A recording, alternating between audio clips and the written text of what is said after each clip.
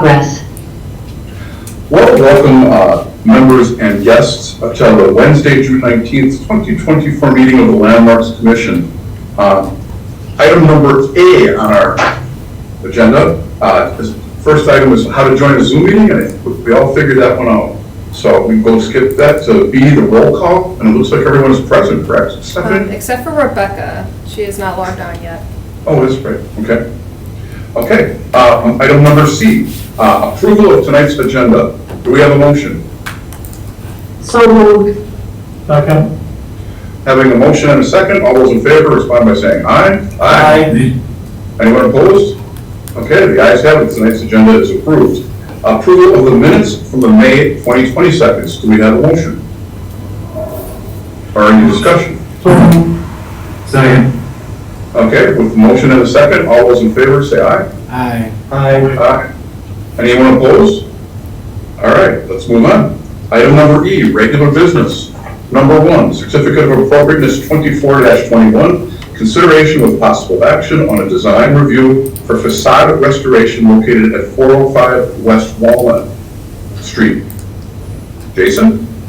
Good afternoon, everyone. 405 West Walnut Street is currently more familiarly known as the Tarleton Theater. It is in one of our West Side historic districts as a contributing building. This is a relatively recent view as pulled from Google Street View. I guess I just want to call your attention to the marquee sign, the circular marquee where it says the Tarleton. We'll be discussing adding 2 sets of box letters or channel letters to the top. They would say West. They'd be illuminated. And also up above that, a little further back on the building proper, we're going to be talking about a tower, somewhere between that curve and the telephone pole at the right. So, oh, and some windows. We got to talk about windows. But anyway, let's move on. Some older photos, the 2 on the left, stacked top and bottom, there you see images of that West, W-E-S-T, channel letters that we're discussing. On the right, at the top, from 1941, is an artistic rendering when this building was converted from like an automobile garage to a theater. This tower that you see there with like a little searchlight was presumably installed. We don't have any photographs showing that, but we do have on the bottom right, this is an aerial view from 1960. And I put a little kind of upside down horseshoe in red bumping out around the shadow being cast by some sort of tower or mast on the property. If you go to the next slide, that's me being convinced that indeed there was a tower roughly there at the bottom right pointing arrow, casting a shadow onto the street at the upper left pointing arrow. So that is some documentary evidence that supports the artistic rendering assertion that a tower was there. I don't really know if it was there before it became a theater, like as a chimney or what, but that's neither here nor there. So as of today, anyway, maybe it was earlier, Stephanie, I don't know. We did receive some additional information from the applicant. Here you see I'll just call it a Photoshop picture showing a relatively current view of the theater with the artistic additions of the W-E-S-T channel letters above the marquee, as well as a W-E-S-T West tower kind of superimposed onto the roof there. Some dimensional details have been provided in the next 2 slides. Here we see these channel letters proposed to be 8 inches deep, 24 inches tall, with some words describing that they will be painted channel letters with neon gas tube, bulb if you will. Instead of steel, they're proposed to be made of aluminum. That all looks great. I think that's really cool. On the next one with the tower, it's proposed to be 20 feet tall, roughly 3 foot by 2 foot on the footprint. I haven't really had much chance to review this. We don't have a whole lot of documentary evidence that says it was truly a 20-foot tower, but that seems about right looking at the shadow. And the location there, close to the front of the building, seems about right looking at the shadow.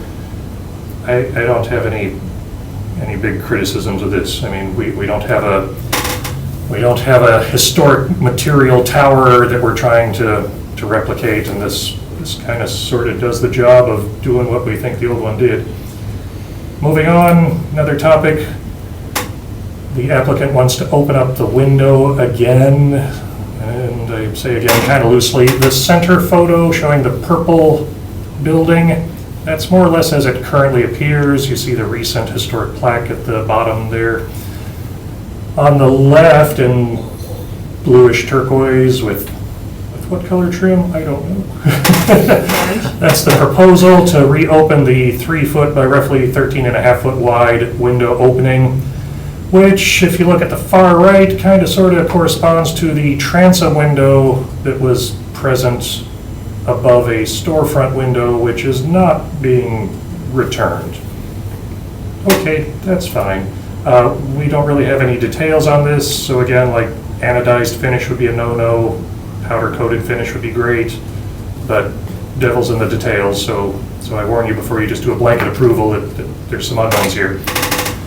So, final slide, this is the recommendation I provided prior to receiving the new information that I saw today. That recommendation at the time was denial because we didn't have any sort of architectural designs or dimensions. We now have enough, I think, dimensions to kind of have a good idea that the applicant is on the right track. Now, again, I hesitate because we don't have, truly dimensioned drawings or details of, say, the window to be put on the side, but I'm feeling pretty good about where this is going. So I'm gonna maybe leave it there. Is that copping out? I'm gonna cop out there and kick it back to you folks. Thank you. So do we have, Stephanie, do we have anybody present that represents that property? Yes, they are here if you want to open the floor for questions. Okay, we have a motion to open the floor. I'll make that motion. Second. Having a motion and a second, all in favor, say aye. Aye. Okay, anyone opposed? All right, let's open up the floor and let's hear from our guests. Actually, Ron, if I could make a statement first. Absolutely. That could lead into this applicant. This is one of the unique situations where we actually have an applicant restoring what has been lost with the tower and the channel letters. So I am particularly impressed and pleased to see that. As Jason alluded to, there may be some missing details in terms of dimensions, but that sort of information is lost to history, and it can't be replicated with dimensions or materials. But I'd just like to take the position that I'm impressed to see restoring to historic presentation. Thank you for that, David. It's very nice. And who do we have here representing the property? The speaker's right above you if you want to stay seated. Sure, yeah, my name is Tarl Knight. I'm one of the two owners of Historic West LLC along with my business partner Mark Mariucci. And we've been stewards of the Tarleton Theater, or historically the West Theater, since 2018. But my business partner Mark has the benefit of also having been the previous owner during the time it was called the Historic West Theater from 2000 to 2005. So there are some materials that are lost to us now, but Mark has such a history in this space that we're fortunate to be able to rely on his memory from when he owned the theater, and a number of these components were still there, including the window on the west-facing side and the channel letters that sat atop the marquee. And he was able to recall a time when a bird's nest was trapped in one of those letters, and so he had grabbed the dimensions just in time for it to start on fire. One of those letters was lost, but he has first-hand knowledge of a lot of these different pieces, measuring exactly what was there, because he was a steward of the space for half a decade. So.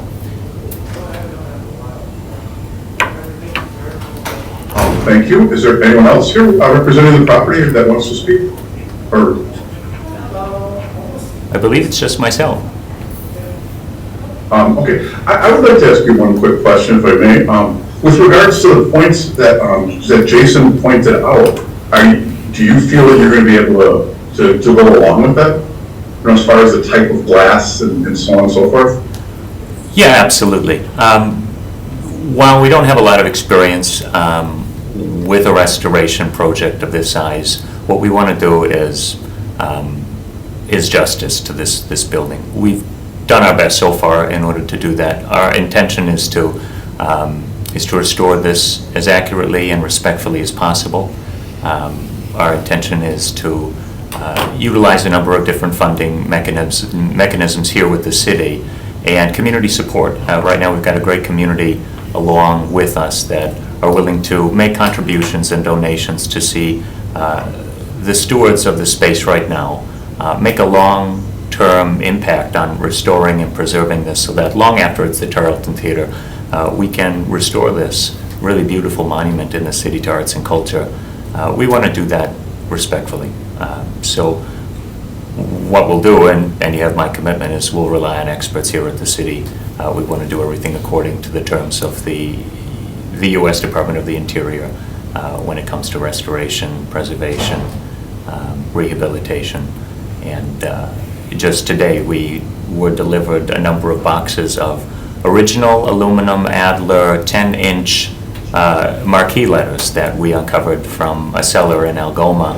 These are original from 1941 from the West. We're continuously making an effort every single day in order to preserve and restore everything artifactually and structurally that belonged to this theater.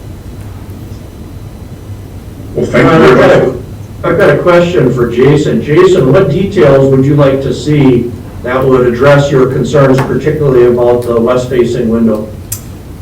Is the window still present? Is that, It's not, it's boarded over currently. well, you say boarded over, but the window's not present behind the boards, or? Right, there's no glass. Okay. The only real concern I have there is the finish of the frame to be used. If Sure. it's going to be a metal frame, it should be painted or have a powder coat finish. Okay. If somebody says, yeah, we'll give you an aluminum anodized finish, the anodized finish is not good. So that's the only serious concern I have about that window. Sure, I can commit to making sure that we follow that. Ron, I've got a question. So does the property owner intend to apply for historic tax credits for this restoration work? Yes, we do. And we've been in contact with a number of folks at the Wisconsin Historical Society about how to utilize those. Okay, so then this is not as much a question maybe, but just a question maybe for Stephanie as it relates to the Landmarks Commission and our responsibilities to the applicant in the process. The absence of architectural drawings, I mean, the proposals outlined graphically here so we know what their intentions are. At some point in time, the property owner is going to need architectural drawings to submit to the state of Wisconsin if they're going after tax credits. Is that a fair statement? Yeah, I mean, I don't know the exact details that SHPO has for their applications, but generally speaking, you would have to have some sort of architectural rendering to prove that it can be engineered properly, especially for that tower. And so my question as it relates to the Landmarks Commission and our responsibility tonight is, I mean, in general, I'm look favorably on what they're presenting here, but in absence of drawings and more definitive specifications, I'm not sure what we would be voting on, you know, to approve or not approve. I mean, I think in general what the property owner has proposed seems appropriate, but at this point it seems very preliminary in nature with the documents that we've been presented. And so I guess I'm a little stuck on what exactly our action tonight would be. I would almost propose that it feels like, you know, we give a thumbs up that things look good, but we're tabling this item until formal drawings are brought back to us. Am I off base here, or? Not particularly. I mean, we've seen some before, especially like when we're talking about our revolving loan fund. We get some applications that haven't been before SHPO yet, so we're approving them before SHPO gets a look at them. But usually for larger projects, you know, we've either done where we approve ahead of time and then say subject to approval by the State Historic Preservation Office. and then you guys can automatically adopt anything that they would change about the process. You could do it that with SHPO review and then have like staff review it if there are any changes made. You could hold it until there is SHPO approval. But all those things are really up to you. I mean, there are basic dimensions that are proposed here, which is kind of like the base point that we need. So from a staff level, we understand approximately how large these things are going to be.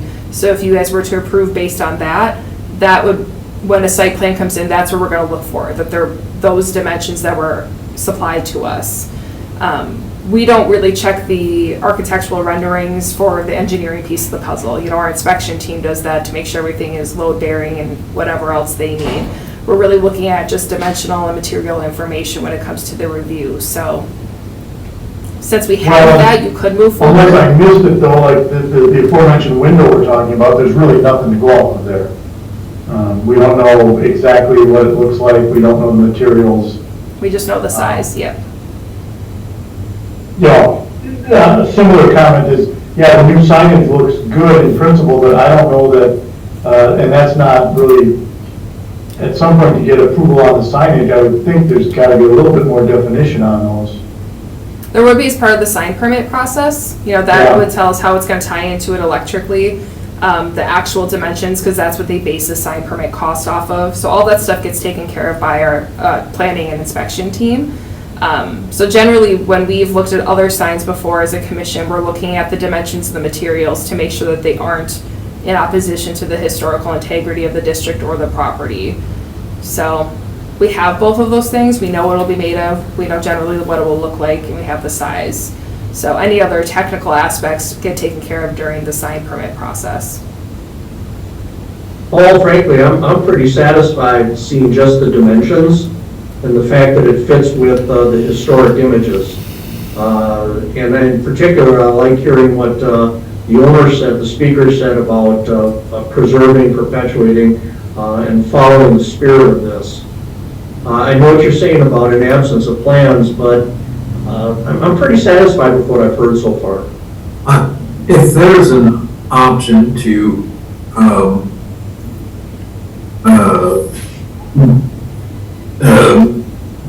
pencil in pending SHPO's review and then defaulting to a staff review thereafter, I'd support that.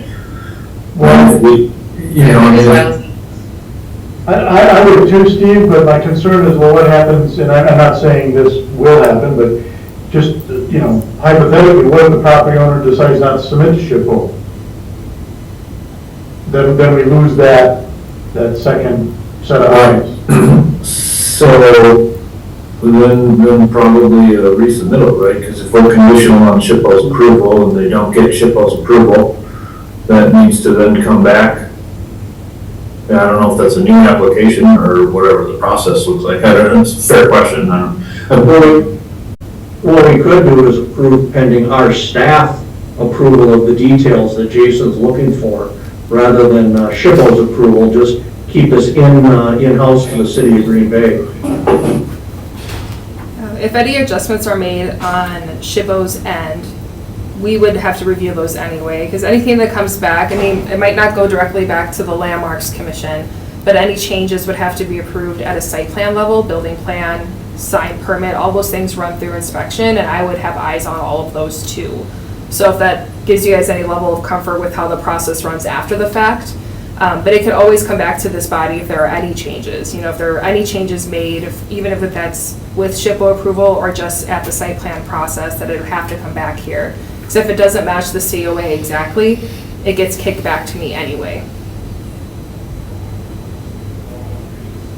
Stephanie, this is Rebecca, and I would just like to say that with I think, very respectful interest in preserving and protecting the property, and I think the willingness to work with staff, I am comfortable going ahead and supporting this with the intention that the provisions are made that staff needs for the proper legwork, and of course, if anything else changes, then, you know, proper channels be followed, whether it's us or goes back to staff.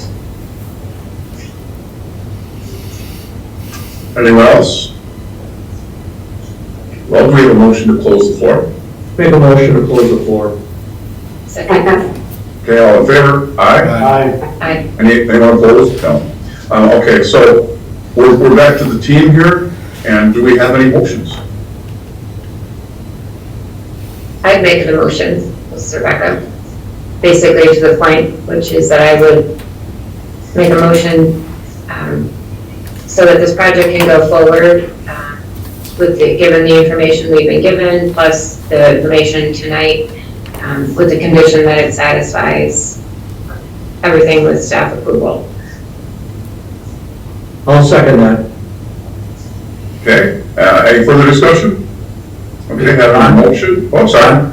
Yep, Brian Johnson, that obviously this property falls within my district, and I like the motion. I think it makes sense, recognizing that in order to get the building permit to do any of this, right, you're gonna need those architectural drawings. I think normally those drawings would probably come in first, but I think this is perfectly okay. I don't think it's gonna, harm the process in any way, so I like it. The only thing I would ask is if Jason could ensure that those additional drawings are contained in the packet that gets advanced onto council. And recognizing, of course, that staff makes COA decisions all the time. So I think they're more than capable of making sure that with the direction of what you want to see on this, right? I think they're capable of kind of having that final review at the staff level. I think that's a good move. So thank you. thank you, Alder Johnson, appreciate that. So we have a motion and a second, as Rebecca put forth. All in favor, say aye. Aye. Is anyone opposed? Okay, the motion carries unanimously. For approval, it is, based on what Rebecca said. Okay, item number E2, COA 24-23, consideration of possible action on design review for a porch replacement located at 609 South Jackson Street. Jason. Hi, thank you again. And here we see a map showing the location of 609 South Jackson Street. Before I get too deep into this, I want to say that I think I'm generally okay with what's being requested here, but it's a real academic exercise. And I called a friend to help me talk through it, also a PhD architectural historian, so I brought in some heavier weight on that. But let's get into it. So I want you to remember, I think it's okay, but I really got to geek out on the how we got there too. So next slide shows a picture of the house, a lovely side gable, call it colonial revival house. On the right, we see an artistic rendering of the proposed change. Specifically, the relatively small covered stoop is going to get a larger but relatively small gable covered porch entry. That seems reasonable. Let's look at some other pictures. The applicant has supplied a few photos of the existing steps and railings. In looking at these photos, I'm satisfied that neither the steps nor the railings are particularly historic or embody any historic character for the property. Then we get into a little more of the academic side. So the National Register nomination for its description of 609 South Jackson Street simply says, refer to 802 East Mason, the house next to it. And the house next to it is kind of odd because as a Victorian cross gable, Queen Anne sort of thing, it is clearly missing a back section. And coincidentally, the roof lines here line up. And it kind of starts to beg the question, what's the history of 609 South Jackson and the 802 East Mason? So, got a couple of sandboard maps to show you, just adding to the anecdotal solution or mystery of this. On the left, the 1907 sandboard map shows that typical cross-gabled Queen Anne looking plan, the floor plan right there at the corner at 802 East Mason. This is the sort of house that you'd expect to see there. By 1936, we don't have that anymore. We have what looks like the front half of a Queen Anne and what looks like maybe a new house, or perhaps somebody physically and literally cut the back of the house off, moved it, and then after moving it, maybe enlarged it a bit, made it a little bit longer. Hard to say. But on the 1907 Sanborn map, I want to call your attention to the tiny little porch, if you will, in the back half of the house facing South Jackson Street. So all those words together mean, yep, that little square there. Kind of sort of reminiscent of the current front porch at 609 South Jackson. Sanborns don't generally have enough detail to hang your hat on and say with certainty that like the porches are correct from year to year in those Sanborn maps. So when I look at the 1936 Sanborn map, and I compare the other properties, you see the outline of the neighboring properties is similar enough to say, yeah, it's the same house neighboring the properties, but the details aren't quite the same from one book to the next. In 1936, there is no porch shown on 609 South Jackson. Doesn't necessarily mean there wasn't one, but maybe there was, maybe there wasn't. Herein lies some of the academic challenge, because the period of significance for the district, loosely speaking, is like 1830 to 1945-ish. During that period of significance, I believe this house was both one bigger house and also in that same period, two smaller houses, 802 East Mason and 609 South Jackson. Again, that's me nerding out on more detail than maybe anybody really cares to know, but what all that means is we have to kind of maybe have a little more liberal view of what is the historic character of 609 South Jackson. And in the packet, and on the next slide, some of those words, when I look at enlarging the porch footprint, a very strict interpretation of the Secretary of the Interior standards, standard number 2, saying that alteration of a property should be avoided, well, that might suggest that you shouldn't change the porch. But when you look at the porch materials, I'm not really convinced that any of the materials are older than 1945. I don't know. And when you look at standard number 9, if we consider this as a new porch, the new porch as proposed would be arguably compatible with the massing, size, scale, and architectural features of the historic property itself. So that's kind of a good thing. I guess my bigger hesitation is that I don't have any details provided from the applicant that show what the new columns or the deck or the stairs or the railings are going to look like. So much like the previous COA that we've discussed, this application came in at a level where it's kind of a high level. In theory, is this an okay thing? And yeah, I think in theory it's an okay thing, depending on what the details yet to be provided show us. So next slide, my actual recommendation. The house currently has a very small porch. I think the larger porch as proposed is still a small scale front porch that maintains the historic character of the property. I know I'm kind of a purist on these things, so it surprises me to be saying it too, but yeah, I think it's a good proposal. Thank you.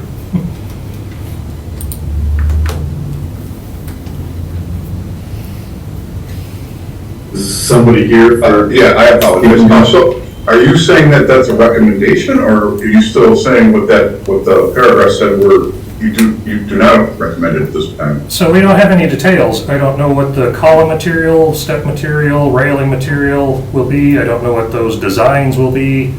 I think just at a high level, increasing the size of the porch is probably an okay thing, rather than shooting it down saying, no, you need to maintain the footprint of the current porch. No, I think Gotcha. a bigger porch is fine as proposed, but we don't have any details on the design or materials, so with that in mind, I would recommend denial or tabling or whatever path forward you like on that. The applicant is here.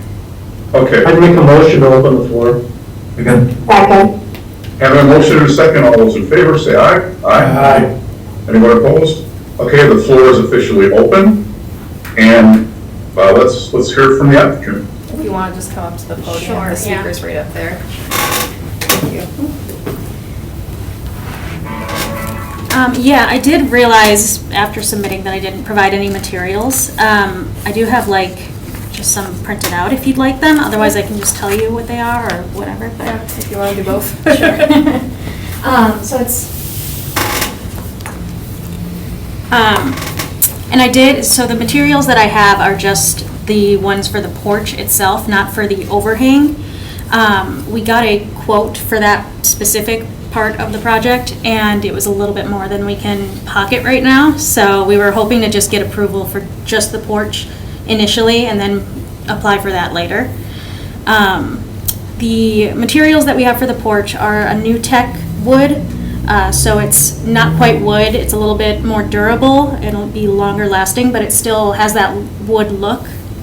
And then, I'm not sure if the railing is like, some sort of like plastic or more durable plastic or something, but, that's essentially what we were hoping to, change it to.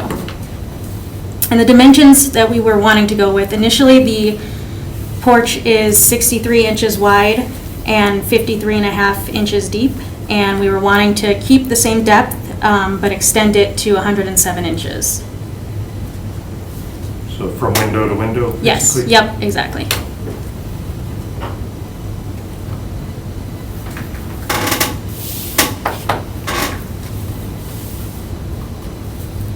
Jason, I presume you've got the documentation she provided.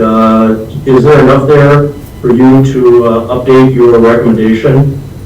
So the deck and stair tread material, I think it's okay. It's not tongue and groove like we've kind of steered towards in the past, but neither is what is currently there tongue and groove. So it's that much is a, like for like, just a material substitution. The railings, they're a vinyl, they're appropriate to the house. There's nothing here really about the columns unless you're thinking like a 4x4 with a sleeve on it, or? Something like that. But like I was saying, we're not gonna like seek for that to be approved today. Okay. Just literally the porch. So you're asking just for the stairs, the railings, and the deck, Exactly. basically? Yep. Yeah, the stairs, railings, and deck here, they're okay. So the newel posts, if you will, looks like it would be a 4x4 with what's called a traditional fence post jacket. I think it's a white sleeve that goes down that. The railings look like they're kind of squarish balusters that appropriately connect to the underside of the top rail and the top side of the bottom rail. So it's not like a face nailing thing that I harp on every time we get a porch application. This much is okay. It's not, 1870s authentic type stuff. It's okay stuff. I have a question. Is the porch structure connected to the house or independent of the house? Which, is it held off inch or is it literally fastened to the structure? It's fastened. Okay. Any other questions? Yes, applicant, you mentioned about holding off on something. Exactly what aspect of this project are you considering holding off on? The overhang and the pillars that we were proposing, yeah, that part right there.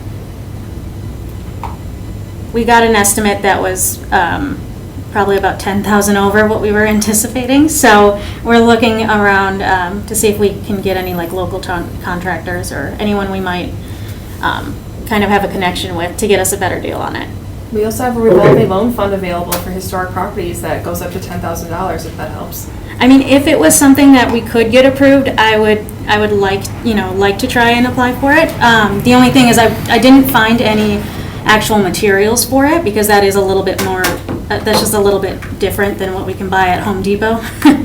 So, That's custom stuff. yeah. But we would want it to look pretty much identical to what's already there in terms of like the top, what are those called? I'm blanking on the word. The gabled roof? Well, the shingles. Shingles, That's- asphalt shingles. We want it shingled, and we'd like it to be white and gray and still look very similar.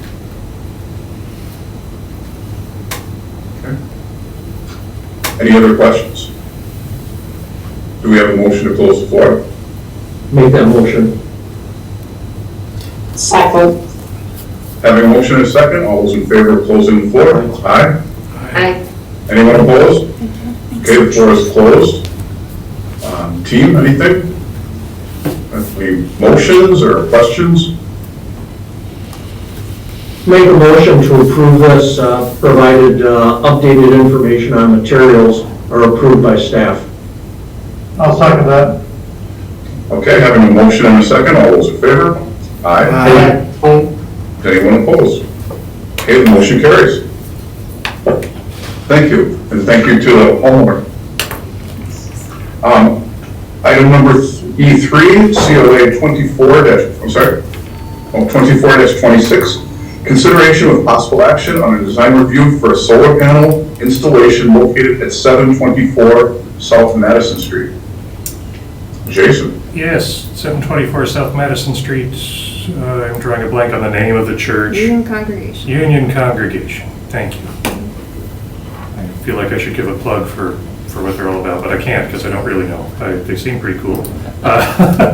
Hey, they've got a wing, I think it's a 1950s edition wing to the church building with a flat roof that's surrounded by a fairly tall parapet wall, so you can't really see the roof unless you're flying a drone or doing the whole like flying nun thing from back in the day.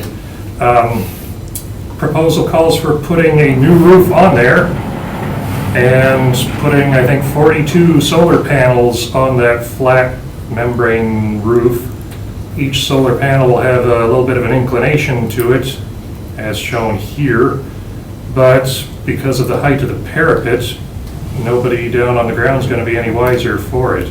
So staff recommends approval. I'll make a motion to approve. Yeah, second. Having a motion and a second, all those in favor say aye. Aye. Aye. Is anyone opposed? All right, the motion carries. Ron, if I could just make a statement on this. Last time we turned down some solar panels, but this is totally different because the sidewalk view effect just isn't in play here, in contrast with the last time we rejected some solar panels. Thank you, David. I That's also have true. to say, with the applicant on the line, this is one of the better COA applications I've ever received. It was so well thought out. They took a lot of visual photos from like every direction where people could see them. They gave a lot of dimensional information about how much would be visual. So it was a really well thought out application as well. Oh, thank you for that as well, Stephanie. Item number E4, COA 24-27, consideration of possible action on a design review for window replacement and trim wrapping at 412/14 North Maple Avenue. So Jason. 412-414 North Maple is Green Bay's last vestige of the Fort Howard complex. And it was individually designated on the local historic list. So it's not got a state designation or a National Register designation, but it is considered to be eligible for the National Register. This proposal calls for replacing what I think are all of the windows. And as best I can tell, all of the windows are either 1/1 sash windows or 2/2 sash windows. They're all wooden. The applicant submitted some pictures, more pictures than what I've shared here, but just general pictures of windows. So the next slide shows a 1/1 window from the inside and a pair of 2/2 windows from the inside. I don't know where exactly on the building these windows are, but you know, they're typical, right? So typical windows. The applicant provided minimal information on the proposed replacements. Indeed, on the left, you see a single hung 100 series Anderson cut sheet for new construction, and on the right, you see a 100 series single hung for existing retrofit. This is all I got. I don't know anything beyond this. So I don't know that there's any desire to replicate the 1/1 and 2/2 appearance, and if there is, if those grills or Muntin simulators will be exterior, interior, and sandwiched between. But, okay, this is what we've got to work with. So, what did I, spin the wheel, what did I say? I said that Landmarks Commission precedent has looked favorably upon replacement windows. So looking at that precedent, I'm recommending approval, provided that, one, those replacement windows are the same size and same style as the windows that are being replaced. That means if it's a 1/1 window currently, it should get a new 1/1 looking window. And if it's a 2/2 window currently, it should get a new window that looks like a 2/2.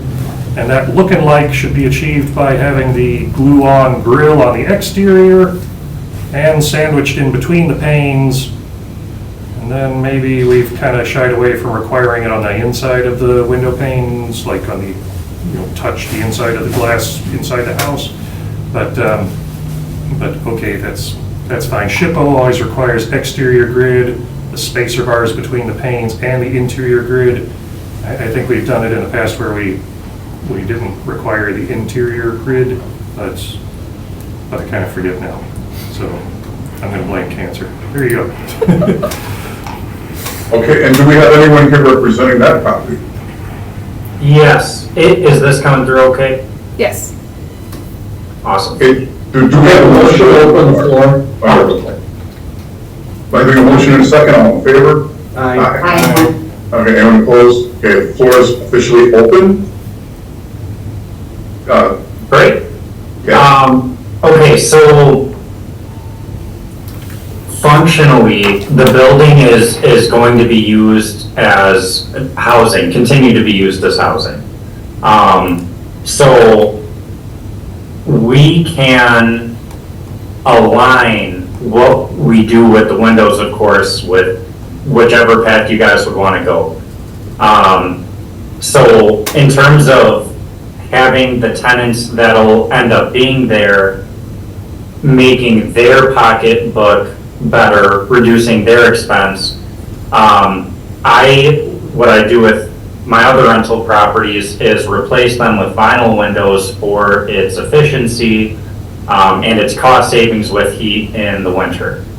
Now, it is currently all wood windows, flat surface. I don't know what the proper term is, but it's all flat, undesigned, including the trim on the exterior is wood as well. Now, you can see from at least that picture there, that was prior showed, is the paint on the wood is starting to, erode away with time as it does. So what I would normally want to do with any other property is, put metal wrapping around it for its long-term durability and vinyl windows. Now, it currently is all wood. So we can just paint it its current color, the white, and continue that way if that's the path that we have to go. It will come at the cost to, those heating costs. So it's just whichever one's, becomes the priority. So if the historical is the priority, then, that's the path. And we can keep everything exactly how it is, not make any changes, and paint them if that's what we have to do. Yeah. Question for the applicant, how deteriorated or what condition are the windows? It depends on each window, but they are,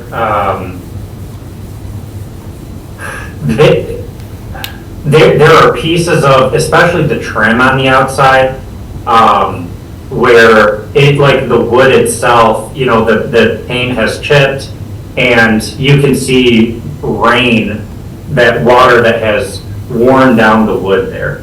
Now, so I'd want to at least replace those pieces, replace them with wood, exact same style as they are, just the regular flat wood. If that's the path we could go. replacing some of those pieces that need it, and then, you know, just paint them all the same white color. Again, I would normally want to do metal wrapping, but that would not conform with its current material used.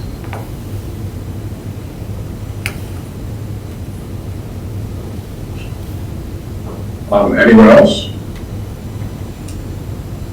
No? I see. So it sounds to me like you're saying that you'd also be willing to work with staff to make sure that the materials were appropriate before you install them. Yeah, I mean, I guess it's either, yeah, correct, yes, yep. Because it's either the vinyl or, you know, we're using wood still. I've got a question for Jason about interpreting the Secretary of the Interior standards. Since repair is advocated before replacement, does that necessarily apply here? Because we're talking about a building that, you know, is 1840s, 50s, and certainly these windows are not historic, including the trim. I'd like to get your thoughts on that adage of, or the approach of repair before replacement in context of the standard. Thank you. Yes, I'm maybe going to sound a little schizophrenic on this, and I apologize, but first of all, zooming out a bit, our State Historic Preservation Officer has said that this building is eligible for the National Register under Criterion D, as in da bomb. Criterion D typically is not applied to buildings, and my current boss insists that it should never be applied to buildings, but here we are. And Criterion D means that it's important because of its potential to yield information. And the information that this building can yield is its method of construction. So we have interior stuff like the hand-hewn floorboards, or how the walls are joined together internally. The windows, which probably date to the 1870s, give or take, do not contain information in them relevant to Fort Howard or any information that our society hasn't thoroughly documented and have a solid understanding of, right? These are not 1830s windows. So with all that in mind, the windows, although they're really old, are not historic material that embody any of the historic integrity for which this house is eligible for the National Register. So it's okay to let go of them. Personally, I think they're cool, and I also think that the house is cool as an example of an 1870s multi-unit dwelling, but that's not really what our purview here is to protect. So I note that the house has vinyl siding. I note that the windows are not historic to the 1830s, 40s, 50s, and I think then it's okay to look the other way on the historic material, because these historic materials aren't capital H historic because they're not of the period of significance of 1830s. They're later.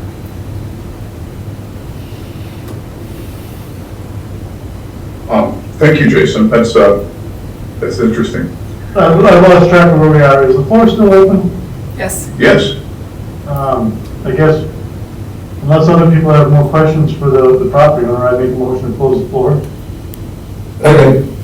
Having a motion and a second, all in favor? Aye. Aye. Aye. Anyone opposed? No. Aye. Okay. Okay, floor is closed, Paul. I make a motion to approve. Second. Having a motion and a second, all those in favor? Aye.